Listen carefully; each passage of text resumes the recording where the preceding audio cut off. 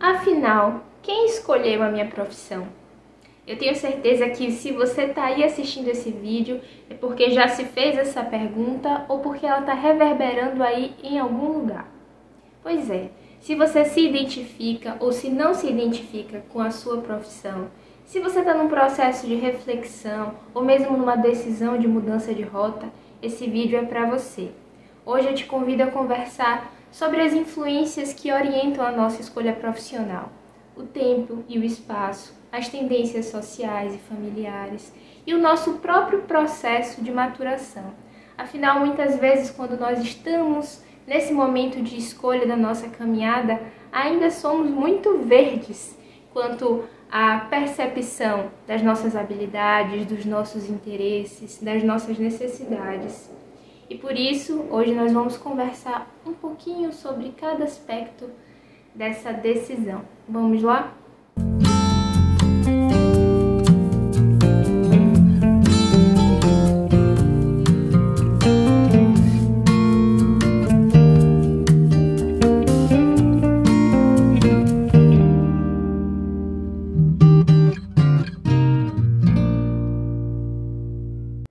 Salve, gente boa! Como é que vocês estão? Eu espero que bem. Esse é o Calma, o nosso encontro semanal para cuidar da alma. Eu me chamo Samila e vocês podem me chamar de Sam.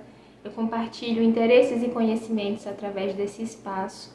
E hoje eu estou aqui convidando vocês para trocar sobre as nossas escolhas profissionais, como elas são orientadas e como nós podemos passar a refletir sobre cada aspecto dessa orientação. E nada melhor para nos conectar do que uma história. Quando a gente troca as nossas histórias, nós entendemos um pouquinho das nossas vivências através das vivências de outras pessoas. Nós encontramos pontos em comum, não nos sentimos sós assim nesse mundo. A gente entende que existem padrões muito semelhantes nas vidas uns dos outros e que existem peculiaridades também muito pontuais que precisam ser levadas em consideração. Então, eu vou compartilhar um pouquinho aqui da minha história nesse sentido. Era uma vez uma menina que nasceu numa cidade do interior da Bahia, que manifestou desde cedo tendências criativas que são quase uma herança familiar, já que na sua família todas as mulheres, pelo menos, manifestam alguma tendência artística, principalmente através da utilização das mãos. Mas essa menina tinha uma criatividade na garganta, ou no corpo, na expressão. E de uma forma muito orgânica e natural, percebeu isso e queria expressar e utilizar de alguma maneira. Claro que naquela época, década de 90, ainda era muito comum se perguntar o que você quer ser quando crescer.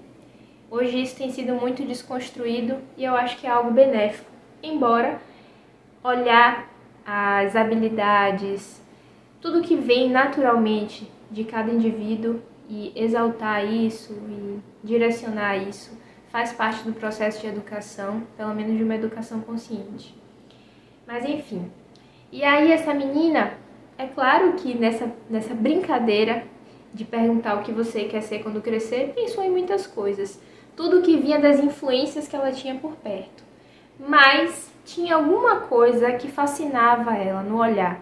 Dentro daquelas possibilidades que ela tinha, via muita televisão, que era uma tendência daquele momento. Hoje as coisas já são diferentes. Hoje as crianças estão muito ligadas ao quê? A tecnologia, a internet. Mas essa menina que via muita televisão se apaixonava pelas novelas, gostava de enredo e de história e percebia que tinha capacidade de expressão nesse sentido. Fez teatro na escola quando era novinha. Era um teatro muito amador, mas era divertido, trazia sentido ao seu tempo. Ela se sentia pertencente àquele espaço. Usava da escola, dos recursos que tinha perto, como podia, para cantar, para dançar, para se aparecer, como se diz aqui no interior da Bahia. E daí a família apoiou, teve uma família estruturada emocionalmente, para enxergar, para apoiar, para fazer dentro do possível das suas possibilidades de conhecimento financeiro, o que podia. Com muita consciência também, né? Porque o adulto tem uma concepção e a criança tem uma outra concepção. Nisso, eu me lembro da música de Flaira Ferro. Eu sempre cito ela aqui porque eu adoro. E fala assim: ô menina, o que é que você vai ser? Atriz, cantora ou dançarina? E aí fala sobre a pressão do mundo para que uma escolha seja feita. Mas aí a gente entra numa outra fase, que é a adolescência. E na história dessa menina, a adolescência fez com que ela mudasse muitas coisas. Mudou de lugar, mudou o contexto familiar, uma série de coisas foram acontecendo e ela tinha necessidade de pertencer. E muitas vezes, para pertencer a um grupo, se desconectou de si mesma e fez escolhas que não estavam tão afinadas consigo. Também não tinha muita clareza a respeito do que queria, de quem era, o que é muito comum nessa idade, é a regra, inclusive. Então, é uma história de uma pessoa, de uma menina completamente comum. E aí, mas é engraçado perceber como não está totalmente afastado o nosso conhecimento a respeito de nós mesmos. Às vezes o que nos falta é olhar para isso. E essa menina, na época de precisar escolher fazer vestibular, escolheu e pensou em jornalismo. E hoje em dia, para mim, é nítido como a habilidade pessoal com relação à comunicação estava ali, latente e se manifestando, né? Pulsando dentro dela. E ela optou por isso. Mas aí tinha junto com isso uma série de medos, uma série de inseguranças e a necessidade de validação das pessoas que lhe eram mais caras, das pessoas mais próximas no momento. E a confiança também nessas pessoas sobre a sua própria decisão, já que não tinha assim recursos emocionais, repertório pessoal para se sentir confiante naquele sentido. Então mudou de profissão, foi cursar direito e dentro do direito, em certo momento, se sentiu muito perdida, desconectada de si e percebeu isso, e tentou seguir firme com esse compromisso, mas tentou mudar de rota, resgatar esse amor pela arte, resgatar essas possibilidades que ainda estavam assim presentes de alguma maneira. Aí começou a estagiar, aí juntava um dinheirinho e também tinha apoio familiar para poder fazer aulas de teatro, para poder tentar outras coisas fora, mas foi atravessada por dores muito significativas nesse sentido. E essas dores a afastaram mais uma vez desse sonho, desse desejo, e encaminharam ela para outras coisas da vida, para relacionamentos, para o processo natural de amadurecimento que vai trazendo novas experiências. E essas experiências são boas, são ruins, vão moldando a nossa percepção diante da vida. E nisso, essa menina, em certo momento, teve esse colapso de desconexão consigo. Foi quando passou a conhecer as práticas e os processos de autoconhecimento e passou a reconhecer em si também, até pelo olhar das outras pessoas, a capacidade não só de se comunicar, mas de escutar, de se colocar em presença, ou de levar através das palavras alguma inspiração, alguma mudança para a vida de outras pessoas. E a partir disso começou a se apaixonar também por pessoas que traziam na história, na teoria e na prática isso na sua vida e nas suas profissões. E foi assim que eu me conectei aos estudos terapêuticos e então à psicologia, que é o que eu tenho cursado e estudado agora. Essa menina sou eu, é claro. E eu contei toda essa história para poder mostrar que existem muitas nuances na nossa caminhada, influências, mudança de tempo e espaço, a gente se movimenta e se modifica o tempo todo, assim como tudo ao nosso redor. Assim é a vida, né? E tudo que nos atravessa nos coloca num novo lugar. E esse processo de olhar para esse lugar com o respeito devido à nossa própria história é muito significativo. Agora pense se essa menina que vinha do interior e tinha uma família com algumas tendências artísticas, e recebia amor, mas não tinha tantas condições financeiras assim, vivesse num outro contexto, tivesse os mesmos sonhos, os mesmos anseios, mas peculiaridades diferentes na sua personalidade, e vivesse, por exemplo, numa favela, numa cidade grande, tivesse a pele negra, ou se fosse uma menina que vivesse numa situação de desestrutura familiar ao invés de uma situação de amor, ou se fosse uma menina que vivesse numa situação financeiramente favorável ou geograficamente favorável para desenvolver ou para manifestar esse sonho lá de trás.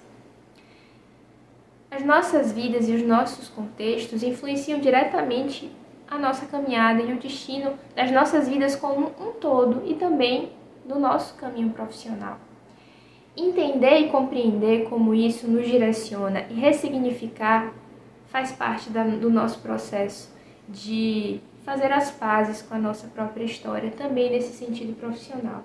Eu digo isso porque em muitos momentos da minha vida eu me culpei como se a responsabilidade por não ter dado certo em algum aspecto fosse totalmente vinculada a mim e não tivesse uma série de fatores que somadas tivesse me direcionado para um lugar ou para outro.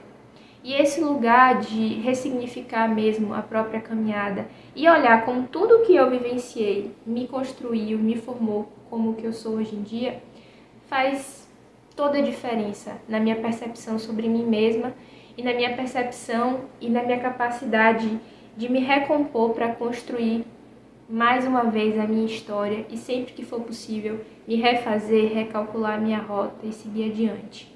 Hoje eu vivencio muito significado no que eu estou construindo e isso para mim faz todo sentido. A arte, ela nunca se afastou de mim. Eu manifesto a arte na criatividade que eu coloco na minha casa, na criatividade que eu coloco nas minhas criações. Isso aqui para mim é uma forma de arte. É uma forma de expressar o que está vivo dentro do meu coração e que eu sei que pode chegar vivo dentro do coração de outras pessoas também. A arte, ela pode acontecer na minha vida e na vida de outras pessoas de muitas formas. Eu vejo na psicologia muita arte e em qualquer profissão, para ser sincera. Eu acho que o que determina essa profissão ser boa ou não é a conexão que ela tem com nós mesmos e se nós estamos num processo de conexão com as nossas necessidades, com as nossas habilidades, desejos, interesses ou de alienação de nós. Porque o que faz com que o sentido se afaste é essa alienação. Quanto mais próximos nós estamos do sentido, do porquê, das razões, dos valores, do que nós nos relacionamos, mais a gente entende o que aquilo ali tem como valor na nossa vida naquele momento. E isso pode mudar muitas vezes. Antigamente era comum que as pessoas se mantivessem no mesmo trabalho, no mesmo propósito a vida inteira.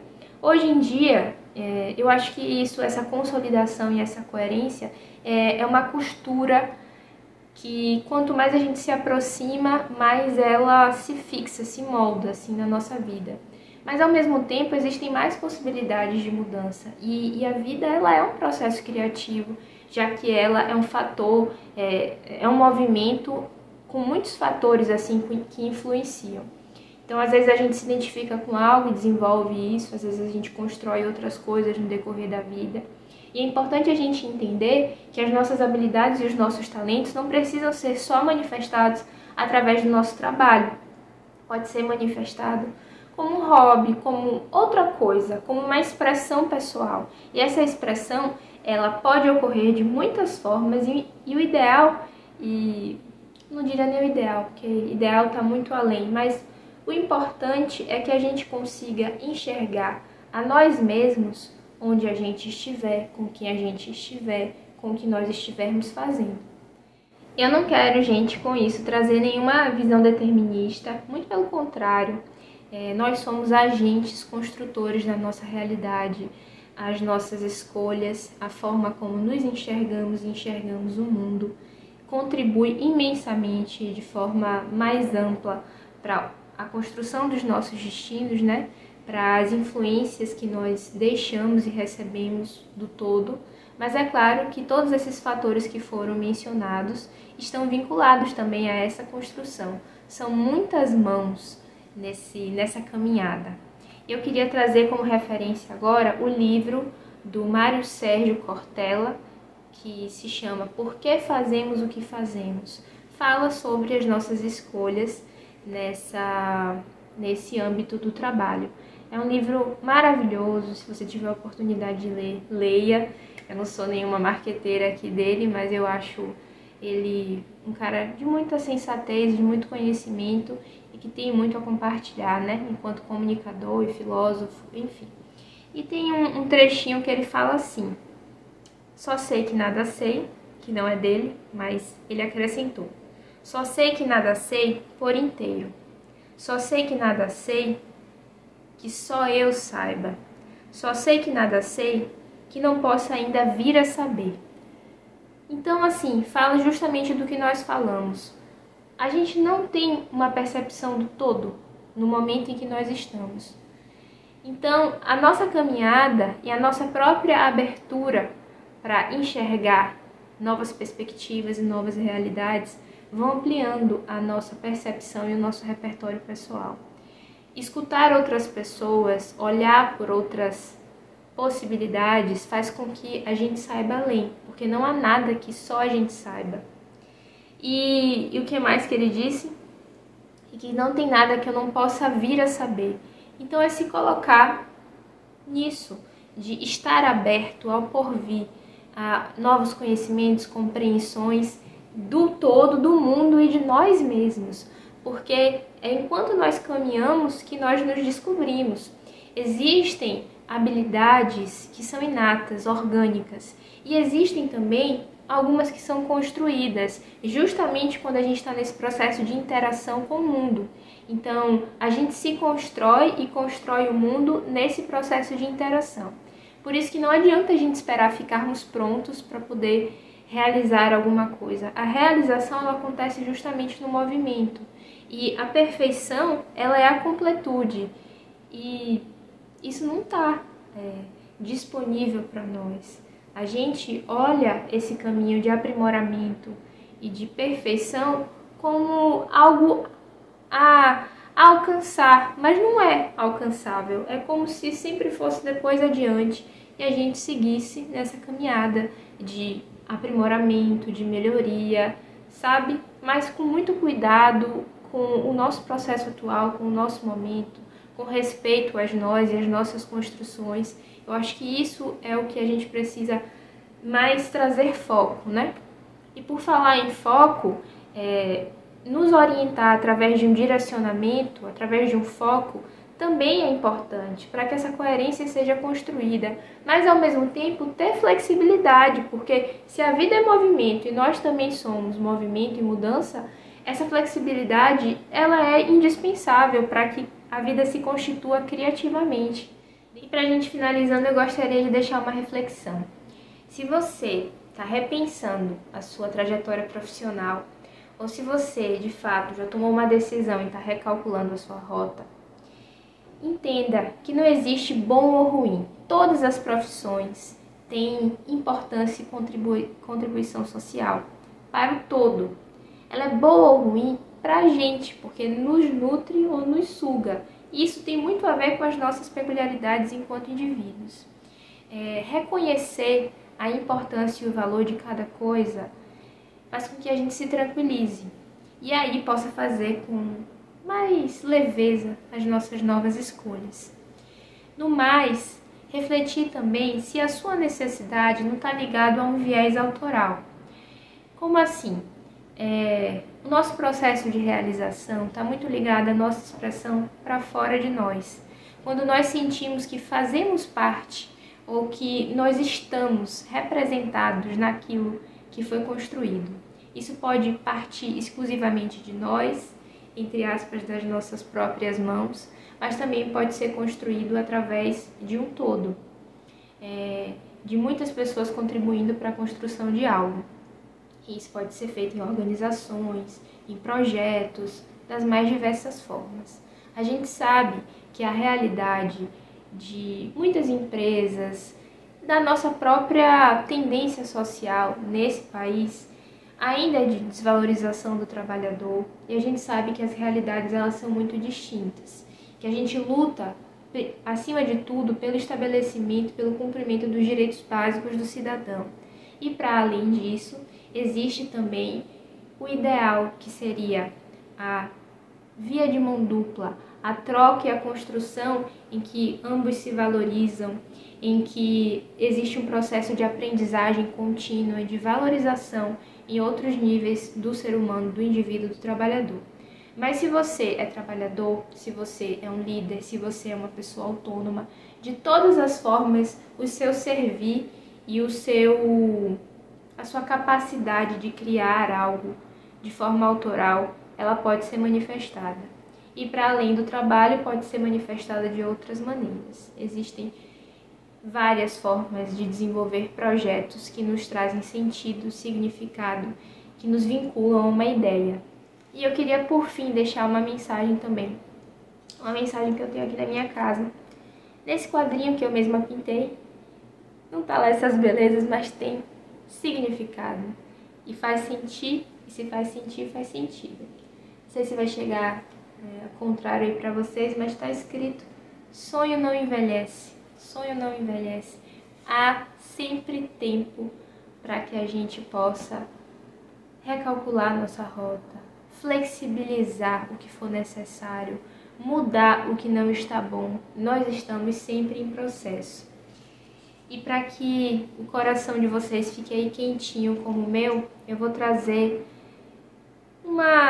não é um mantra, não é uma oração, mas é um pouco de cada coisa, e que fala sobre a necessidade de auto-perdão. A gente precisa se reconciliar com a nossa caminhada, com os nossos erros, com os nossos acertos, com tudo que nos trouxe para o momento presente, até para a gente seguir adiante com mais leveza.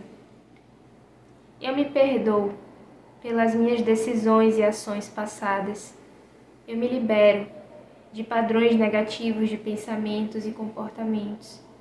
Eu tenho a coragem de reconhecer que há dentro de mim e que eu emano muita luz. Eu sou capaz de curar e de curar-me. Eu libero a vergonha, a raiva, a culpa, o medo e o embaraço. Eu sou um ser de amor, de compaixão e de paz. Eu confio em mim mesma para construir um futuro melhor. Eu confio no mistério da vida. Eu estou aprendendo e crescendo a cada dia. Eu tenho paciência e compreensão comigo. Eu sou uma boa pessoa. Eu me amo e me aceito exatamente como eu sou. Eu me abro para receber todas as bênçãos que a vida tem para me oferecer. Que a inteligência e a sabedoria divina me ilumine e proteja. Que eu seja a minha luz mais potente. Assim é, que assim seja. Até mais.